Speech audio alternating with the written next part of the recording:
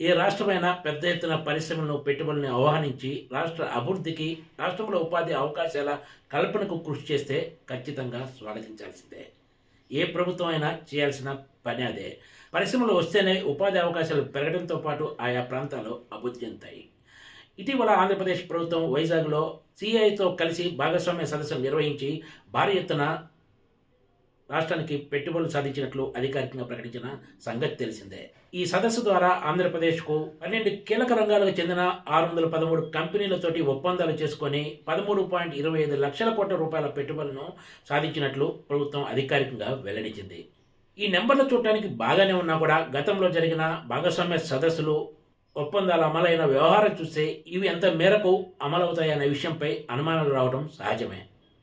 అయితే ఈ ఒప్పందాల్లో కొన్ని ఆంధ్రప్రదేశ్లో కూటమి అధికారంలోకి వచ్చిన తర్వాత వివిధ సంస్థలతో చేసుకున్న ఎంఓయూలు కూడా ఉండటం విశేషం. కాసేపు ఈ విషయం పక్కన పెట్టినా కూడా ఆంధ్రప్రదేశ్ ప్రభుత్వం చెబుతున్నట్లు కొత్తగా జరిగిన ఎంఓయూల ప్రకారం వచ్చిన 13.25 లక్షల కోట్ల రూపాయల పెట్టుబడుల్లో ఎన్ని గ్రౌండ్ అవుతాయి, ఎన్ని పూర్తవుతాయి అన్నదే ఇప్పుడు అత్యంత కీలకంగా మారబోతుంది. ఈ టర్మ్ చంద్రబాబు పాలన ముగిసేలోపు ఇందులో కనీసం సగమన్నా కూడా పూర్తి కాకపోతే దీనివల్ల లాభం కంటే నష్టమే ఎక్కువ జరుగుతుందనే భయం టీడీపీ నేతల్లో కూడా ఉంది. అధికారులు కూడా ఇదే మాట చెప్తున్నారు. ఎందుకంటే ఒకవైపు ముఖ్యమంత్రి చంద్రబాబు నాయుడు, మరోవైపు మంత్రి నారా లోకేష్లు తమ వల్లనే రాష్ట్రానికి ఇంత భారీ ఎత్తున పెట్టుబడులు, ఇన్ని కంపెనీలు వచ్చాయని పెద్ద ఎత్తున ప్రచారం చేసుకుంటున్న సంగతి తెలిసిందే. బ్రాండ్ వల్లనే రాష్ట్రానికి ఇంత మేర పెట్టుబడులు సాధించగలిగామని కూడా వీళ్ళిద్దరూ ప్రచారం చేసుకుంటున్నారు. భాగస్వామ్య సదస్సు కోసమని చెప్పి చాలామంది మంత్రులను విదేశాలకు పంపించినా కూడా క్రియేటివ్ విషయానికి వచ్చేటప్పటికీ కేవలం చంద్రబాబు, నారా లోకేష్లు మాత్రమే ఈ క్లెయిమ్ చేసుకుంటున్నారు. ఇక్కడ అత్యంత కీలక విషయం ఏమిటంటే ఈ 13.5 లక్షల కోట్ల రూపాయల పెట్టుబడులకు సంబంధించి రాష్ట్ర ప్రభుత్వ పరంగా ఆయా కంపెనీలకు ఇచ్చే రాయితీలు, ప్రోత్సాహకాలు కలిపి ఇన్ని లక్షల కోట్ల రూపాయలు కాబోతున్నాయి. ఆ వివరాలు ఏమైనా ప్రభుత్వం బయటపెడుతుందా అన్నది చూడాల్సిందే. ఆయా కంపెనీలకు ఇచ్చే రాయితీలు, ప్రోత్సాహకాలకు సంబంధించి ప్రభుత్వం జీవోలు జారీ చేస్తుంది. అయితే ఇవి విడివిడిగా ఉంటాయి. ఇలా చూసుకున్నా కూడా కొన్ని కంపెనీల విషయంలో ప్రభుత్వం ఇస్తున్న రాయితీలు, ప్రోత్సాహకాలు దారుణంగా ఉంటున్నాయి. ఆయా యూనిట్లు రాష్ట్రానికి రావటం వలన ప్రజలకు కలిగే ప్రయోజనం కంటే ఆ కంపెనీలకు కలిగే ప్రయోజనమే చాలా చాలా ఎక్కువగా ఉంటుందనే విమర్శలు ఉన్నాయి.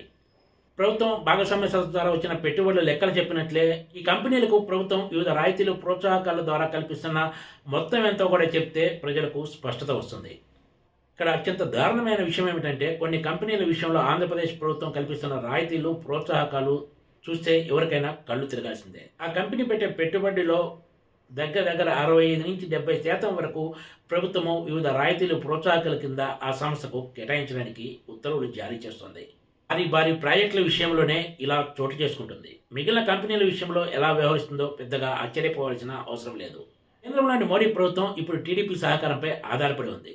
దీన్ని ఆసరా చేసుకొని రాష్ట్రానికి ఒక భారీ ప్రాజెక్టును దక్కించుకొని రాష్ట్ర ప్రజలకు, రాష్ట్రానికి మేలు చేయాలి. కానీ చంద్రబాబు నాయుడు ప్రభుత్వం బీపీసీఎల్ రిఫైనరీ వ్యవహారంలో అనుసరిస్తున్న తీరు పలు విమర్శలకు కారణమవుతోంది.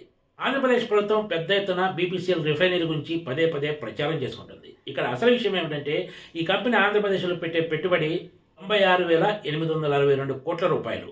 అయితే ఈ కంపెనీ రాష్ట్రానికి వచ్చినందున ఆంధ్రప్రదేశ్ ప్రభుత్వం 70% అంటే ఏకంగా 72,646 కోట్ల రూపాయల మేర వివిధ రాయితీలు, ప్రోత్సాహకాలు కల్పించబోతోంది.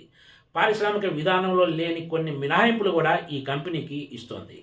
అంటే ఈ కంపెనీ పెట్టే పెట్టుబడిలో ఏకంగా 70% రాష్ట్ర ప్రభుత్వమే తిరిగి ఆ సంస్థకు చెల్లించబోతుంది. దీనివల్ల మరి ఆంధ్రప్రదేశ్ ప్రజలకు, ఆంధ్రప్రదేశ్ ప్రభుత్వానికి కలిగే మేలు ఏమిటన్నది చర్చనీయాంశంగా మారింది.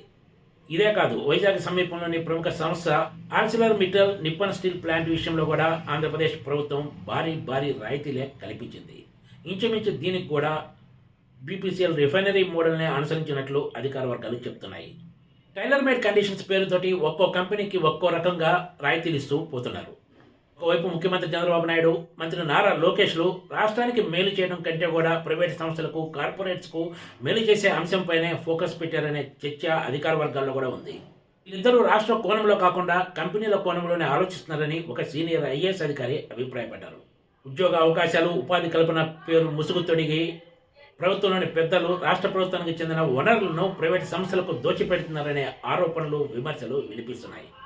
నిజంగా ప్రభుత్వానికి చిత్తశుద్ధి అంటే ఆయా కంపెనీల వలన రాష్ట్రానికి కలిగే మేలు, అదే సమయంలో రాష్ట్ర ప్రభుత్వం వలన ఆయా కంపెనీలు పొందుతున్న ప్రయోజనం ఏంటో బయట పెట్టాలని అధికారులు కూడా అభిప్రాయపడుతున్నారు.